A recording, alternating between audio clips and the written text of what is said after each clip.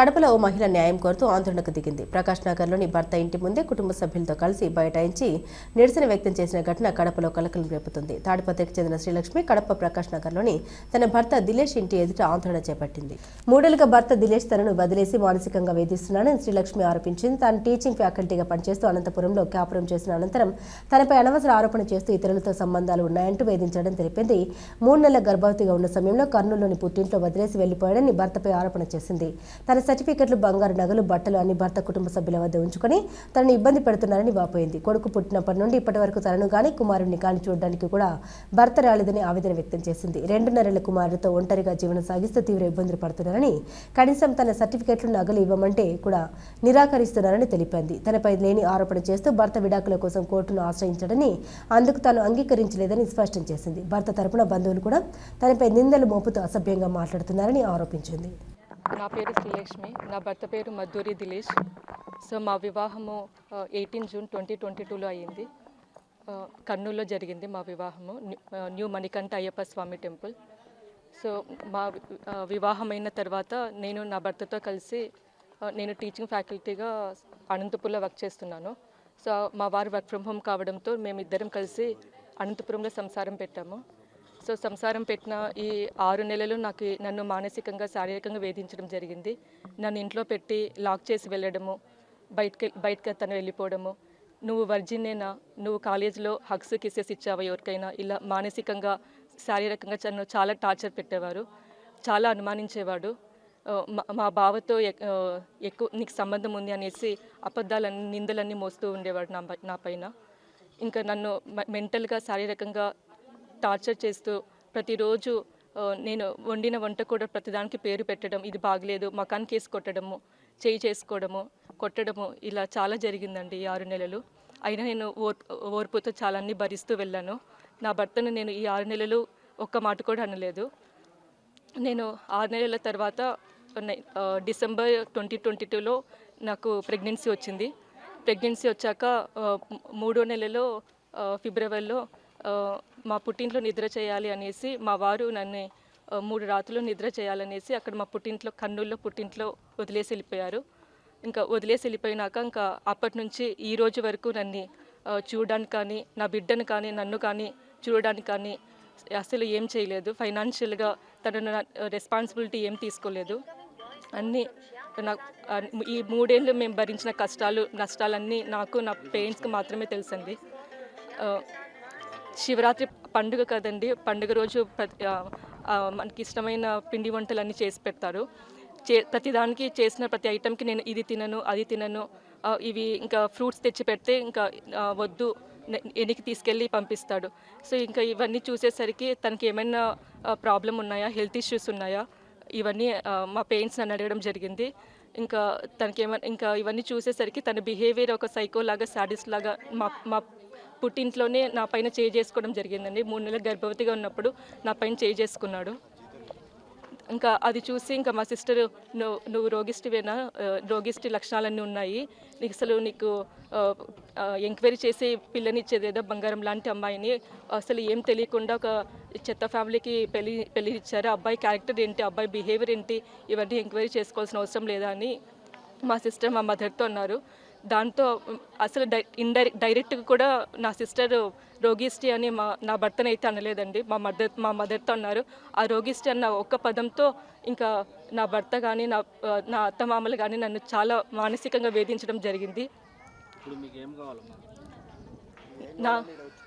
నా 25 నా పెళ్లి సమయంలో 25 తులాలు బంగారము, వెండి వస్తువులు, 5 లక్షల కట్నం ఇచ్చాము. నేను పనిచేసినప్పుడు నా శాలరీ మనీ 1,20,000, ఇంకా నా సర్టిఫికెట్స్, నా క్లోత్స్, నా వంట సామాన్లు మొత్తం నా ఏవైతే సామాన్లు ఉన్నాయో అనంతపురంలో అన్నీ తీసుకొని వీళ్ళ ఇంట్లో మా అత్త మామల ఇంట్లో పెట్టుకున్నారండి.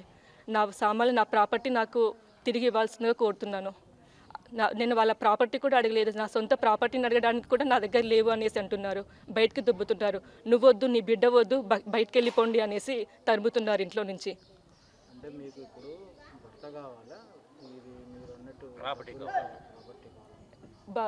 ఆల్రెడీ డైవర్స్ కేసు నా భర్త కోర్టులో వేశారండి. తనకి నేనంటే ఇష్టం లేదు, ఇంకొక అమ్మాయిని ఉంచుకున్నాడు. ఇంకా సో నువ్వు వద్దు, అసలు తనకి భార్య పైన కానీ బిడ్డ పైన కానీ ప్రేమ ఉంటే ఇంతవరకు రాకుండా ఉండేవాడు కాదండి. వేరే అమ్మాయిని ఉంచుకొని ఇంకా నన్ను నా బిడ్డను వదిలేయడం జరిగింది. ఇంకా ఇప్పుడు తనే డైవర్స్ కేసు కోర్టులో వేశాడండి. నేనైతే దానికి ఒప్పుకోలేదు డైవర్స్ కేసుకి. నా నా సొమ్మునంతా దగ్గర పెట్టుకున్నారు, డైవర్స్ కేసు వేశారు. నాకు ఇవ్వడానికి కూడా వాళ్ళు వెనకాడుతున్నారండి. ఇవ్వడానికి కూడా నా దగ్గర లేదు అనేసి చెప్తున్నారు. అది నా నా పెళ్లి సమయంలో నా పేరెంట్స్ కష్టార్జితం అండి, నా 25 తులాల బంగారం ఇవన్నీ. ఇంకా జరగలేదండి, అన్ని పెండింగ్లు. ఇప్పుడే 1.5 year గడిచిపోయింది. వాళ్ళ ప్రాపర్టీ కూడా అడగడానికి రావట్లేదు. నా ప్రాపర్టీ సొంతం నాకు క్లెయిమ్ చేసుకోవడానికి ఈ 3 ఏళ్ళు నా బిడ్డను ఎలా పోషించుకోవాలనేది నాకు చాలా కష్టంగా ఉంది. అసలు రెస్పాన్సిబుల్ పర్సనే కాదండి, ఇర్రెస్పాన్సిబుల్ పర్సన్. అసలు ఫాదర్ అనే పదానికి జన్మనిచ్చినంత మాత్రాన తండ్రి కాలేడండి అతను. నా శీలానికి మచ్చ తీసుకొచ్చి పెడుతున్నాడు. 22వ సంవత్సరం జూన్ 18 అమ్మాయికి మ్యారేజ్ అయింది సార్.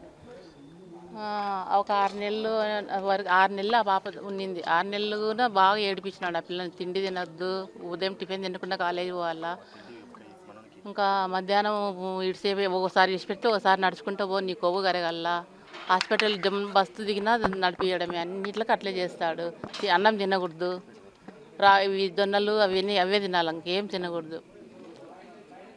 ఇంకా కాలేజీకి పోతే ఏమైనా కొంచెం రెడీ అయిపోవాలి కదా. ఎవరి కోసం రెడీ అయిపోతున్నావు, నీకు అబ్బాయిలు లేరా, కిసులు వేయలేదు, ముద్దులు అంకులు నువ్వు ఒరిజినల్ వేలా అని ఏడిపిస్తాడు సార్ అమ్మాయి పాపని. అవన్నీ మేము అడిగినందుకు ఇంకా రాకుండా వెళ్ళిపోయినాడు. అమ్మాయి మేము పెట్టిన బంగారు డబ్బులు ఇచ్చిన పశువు ఇంకానికి అవన్నీ ఇప్పించుకోవడానికి వచ్చినాం మేము. పిల్ల వద్దన్నప్పుడు మేము తీసుకొని రానికి రావాలి కదా. వస్తారని నమ్మకమే లేకుండా పోయింది వీళ్ళ పైన. మా దగ్గర లేవంటున్నారు సార్. కాబట్టి అబద్ధాలని చెప్తే దేవుని మీద సాయిబాబా మీద ప్రమాణం చేయమంటే చేయదు. లోపల కూర్చొని అన్ని తనే తీసుకుందని తనే ఎత్తి పెట్టుకుంది. మేము చూసినాం బీరువాళ్ళ పెట్టేది కూడా. ఇంకా హాస్పిటల్ ఖర్చులు అన్నీ మీరే పెట్టుకోండి అని చెప్పి ఆ పిల్లని కొట్టడానికి కూడా వస్తున్నాడు ఇంట్లోకి. మాకే వాళ్ళకి 2 కొడుకులు, ఈడు చిన్నోడు, ఈ పాప మగుడు. లేదు, అరేంజ్ మ్యారేజ్. పెళ్లి చేసుకుని చేత కాదంటే మేమే పెళ్లి చేసి ఇచ్చినాం. మీరే చేయాలా అంటే. అందరికీ నమస్కారం. పాత్రికేయ మిత్రులకు, మీడియా అన్నలకు. ఇక్కడ కడపలో చిన్న చౌక్ పోలీస్ స్టేషన్ పరిధిలో తాడిపత్రికి చెందిన మహిళ నాకు అన్యాయం జరిగిందంటూ నా దగ్గరికి, నేను తెలుగుదేశం పార్టీ ఎస్సీ కార్పొరేషన్ డైరెక్టర్గా ఉంటున్నాను. యాజ్ అ మహిళగా నేను స్పందించి ఇక్కడికి రావడం జరిగింది. ఆమె వేదన ఏంటంటే, బాబు కడుపులో 3 నెలల బాబుగా ఉన్నప్పుడు వదిలేసి, ఒక చిన్న మాట పట్టు లేకుండా వదిలేసి, పుట్టింటిలో వచ్చిన అమ్మాయిని వదిలేసి వెళ్ళిపోయినాడు. ఇప్పుడు బాబుకు సుమారు మోర్ దాన్ 2.5 years. ఏమీ ఎక్కడా అని అడిగితే ఇంతవరకు మాట లేదు. ఆ అమ్మాయి ఫోన్ నెంబర్ బ్లాక్ చేశాడు. ఆ అమ్మాయి అసలు నువ్వు ఫోన్ చేసినా కూడా లేదు. 1 fine morning divorce notice Tadipatri ఇంటికి పంపించినాడు. వాళ్ళ నాన్న కూడా గవర్నమెంట్ జాబ్ చేస్తాడు. ఇక్కడ ఏంటంటే వదిలేసి ఎంత నీచాత నికృష్టంగా ఏమంటాడు, సర్టిఫికెట్లు తీసేసుకున్నాడు. తను సర్టిఫికెట్లు ఉంటే కొడుకునన్నా పోషించుకొని కనీసం పిల్లలన్నా చూసుకుంటుంది, అది లేదు. తను వేసుకున్న బట్టలు తీసేసుకున్నాడు, సర్టిఫికెట్లు. కానీ ఏమీ కూడా లేకుండా ఆ అమ్మాయి బంగారు 20 తులాల బంగారు పెట్టారు, 5 లక్షల కట్నం ఇచ్చారు. దట్టు ఇప్పుడు అనుమానం ఒకటి. ఆ అనుమానం ఏంటంటే, నువ్వు వేరే వానితో ఉండి నువ్వు కొడుకును కన్నావు అనే ఓడి కింద పోతా ఉంది. ఇది దయచేసి మా ప్రస్తుత హోమ్ మినిస్టర్ అనిత మేడం గారికి, మాకు ఎక్కడైనా అన్యాయం జరిగింది అంటే, మీరు చూశారు నిన్నట్లో మొన్నట్లో ఒక కానిస్టేబుల్ ట్రాఫిక్లో ఉండి ఇచ్చేస్తే ఫోన్ చేసి మాట్లాడిన ఘనత మా హోమ్ మినిస్టర్ గారిది.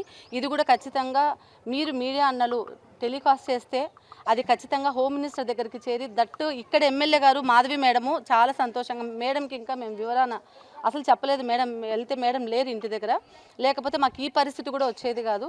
అమ్మాయికి ఖచ్చితంగా న్యాయం జరిగేది. మిమ్మల్ని అడిగేది ఒకటే అన్న, నేను అమ్మాయికి న్యాయం ఏ విధంగా జరగాలంటే, మీ ఇద్దరిని నమ్ముకొని ఒక చిన్న బాబు భూమి మీదకి వచ్చాడు, ఆ బాబుకి ఏం న్యాయం చేస్తారు? ఆ అమ్మాయి బంగారం, అమ్మాయి సర్టిఫికేట్లు, అమ్మాయి కట్నం అన్నీ ఇస్తూ మళ్ళీ వాళ్ళే డైవర్స్ నోటీస్ తీసుకొని లాయర్లతో రావడం అనేది ఎంతవరకు కరెక్టు?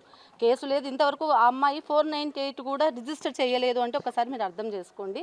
ఎంత చదువుకున్నా ఒక్కొక్కసారి భర్త పిల్లల విషయంలో ఆడది చాలా బ్యాక్ స్టెప్ వేస్తుందిన్న. దానికి నిదర్శనమే అమ్మాయి అనుకుంటా. కడప జిల్లాలో అందున మా మాధవి మేడం ఎమ్మెల్యేగా ఉన్న ప్లేస్లో నిజంగా అన్యాయం అయితే జరగదు అనుకుంటున్నాను. బికాజ్ ఆఫ్ మీరందరూ ఉన్నారు కాబట్టి ఆ అమ్మాయికి న్యాయం చేసి ఆ అమ్మాయి కొడుకు న్యాయం చేస్తారని మీడియా ముఖంగా మాధవి మేడంని అలాగే మా హోమ్ మినిస్టర్ గారిని కోరుతున్నాను. Thank you. ఎవరితోన్నా మగపిల్ల వాళ్ళతో నేను లోపలికి ఎక్కుతుంటే మీరు రావద్దండి, మీరు పదండి అని చెప్పేసి వాళ్ళ అన్న డాక్టర్ అంటన్నా, వాళ్ళ బావ, ఆ అమ్మాయి వాళ్ళ బావ లోపలికి రాగానే నువ్వు మీ బావతో ఉన్నావంట, పడుకున్నావంట, నా తమ్ముడు చూశాడు అందుకే నిన్ను వదిలేస్తాడని ఒక ఓడు. భార్య భర్త ఇద్దరు డాక్టర్లు అన్న, అంటే వెల్ ఎడ్యుకేటెడ్. ఒక మా ఐ కేర్ అంటే కంటి డాక్టర్, కంటి చూపు మందగించి మాట్లాడుతున్నాడు ఆయన. నాకు తెలియక అడుగుతాను, నువ్వు ఎవరితో పడుకున్నావు అందుకే నా తమ్ముడు వదిలే రమ్మ నీ తమ్ముడిని ఎట్లా అంటాడు? ఒకటి క్యారెక్టర్ అసాసినేట్ ఎట్లా చేస్తాడన్న ఆడపిల్లను? గౌరవప్రదంగా ఉండి గౌరవప్రదంగా మాట్లాడుకొని మీకు వద్దు అనుకున్నప్పుడు కూర్చొని చర్చలు జరుపుకొని విడిపోతే పోతుంది, కానీ రోడ్లు ఎక్కితే ఎట్లుంటుంది ఇది? కాబట్టి దీన్ని బట్టి నేను ఒకటే కోరుకుంటున్నాను, మీడియా అన్నలు కూడా దయచేసి ప్రభుత్వానికి తెలియజేసే విధంగా మా హోమ్ మినిస్టర్ మేడం చూస్తే చాలన్నా సమస్య సాల్వ్ అవుతుంది. ఇది మాత్రం నేను పక్కా చెప్తున్నాను. Please okay, thank you.